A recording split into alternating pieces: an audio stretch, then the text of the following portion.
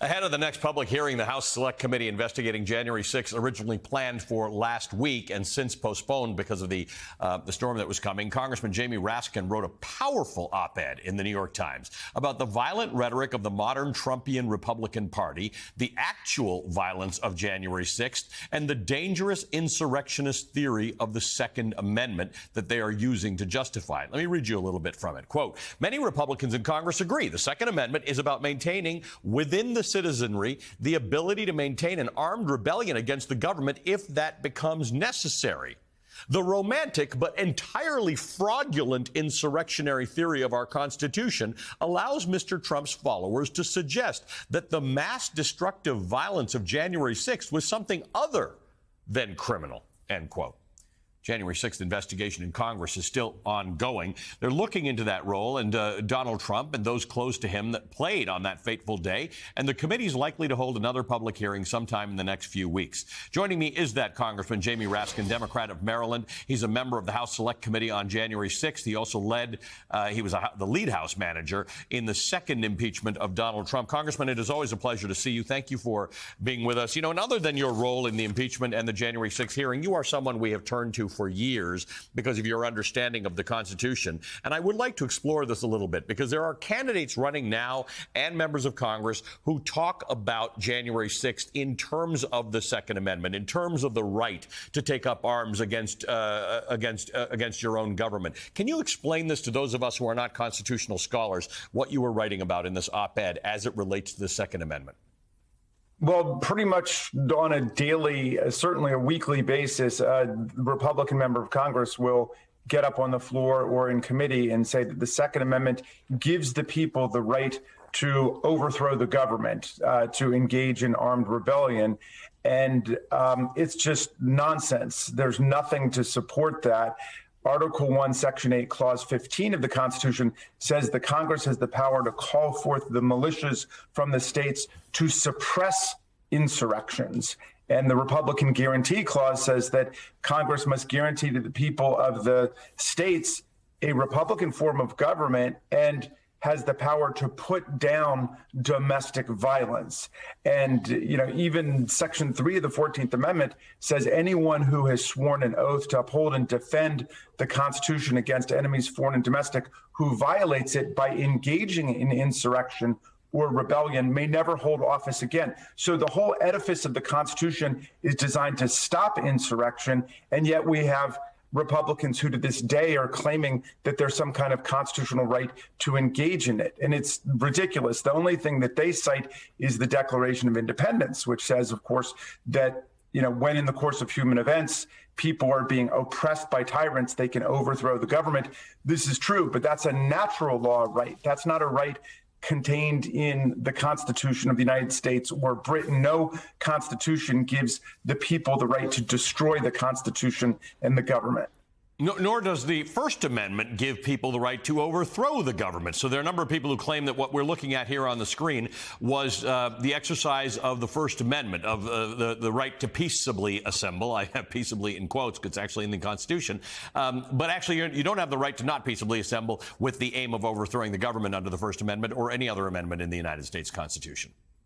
That's right. The First Amendment is all about the freedom of speech, the freedom of association, and the right to peaceably assemble. But there's no right in the Constitution to violently attack the government. Look, there's not even a right to engage in nonviolent civil disobedience, as my late colleague John Lewis or Dr. King or Bob Moses found out from many jail cells over the period of the civil rights movement. If you violate the law, the civil rights movement understood you would go to jail, and that was something they were willing to go through in order to move the country and to redeem the Constitution.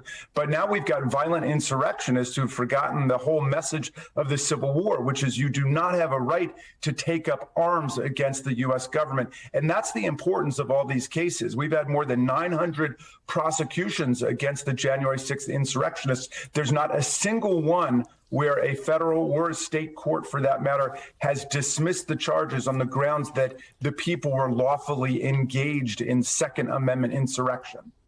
I want to ask you about Ginny Thomas, the wife of Supreme Court Justice Clarence Thomas. She made a statement to the January 6th committee that has been obtained by the Federalist, in which she said, "I can guarantee that my husband has never spoken with me about pending cases at the court. It is an ironclad rule in our home. I generally do not discuss with him my day-to-day work in politics, the topics I am working on, who I am calling, emailing, texting, or meeting." However, she told your committee that she still believes the 2020 election was stolen.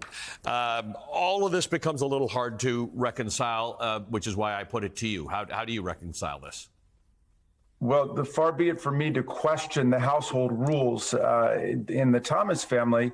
But what was remarkable, which the chair of our committee, Benny Thompson, has confirmed, is that she is saying that she still believes that Donald Trump won the election and that Joe Biden's victory is based on fraud. That's a remarkable thing for anybody to say, much less someone who's married to a Supreme Court justice who theoretically bases their whole work on the rule of law. We have more than 60 federal and state courts that have rejected every single claim of electoral fraud and corruption in the country.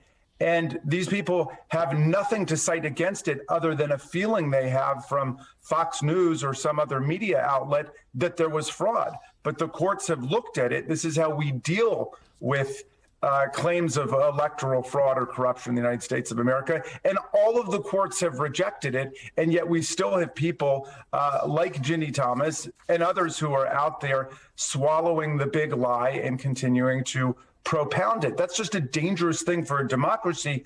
One of the hallmarks of an authoritarian or fascist political party is a refusal to accept the results of democratic elections and an embrace of political violence, a refusal to renounce political violence. So the whole country should be alarmed about where the GOP is today.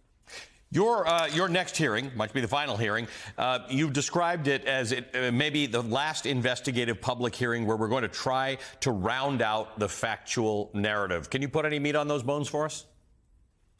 Well, I think that the public understands the essential elements of the story. Donald Trump refused to accept the results of the people's vote in the election and the Electoral College, and then set about through numerous different methods of trying to overthrow it, culminating in the idea of forcing the vice president out of his constitutional role and getting him to declare unilateral powers just to vaporize Electoral College votes from Arizona, Georgia, and Pennsylvania.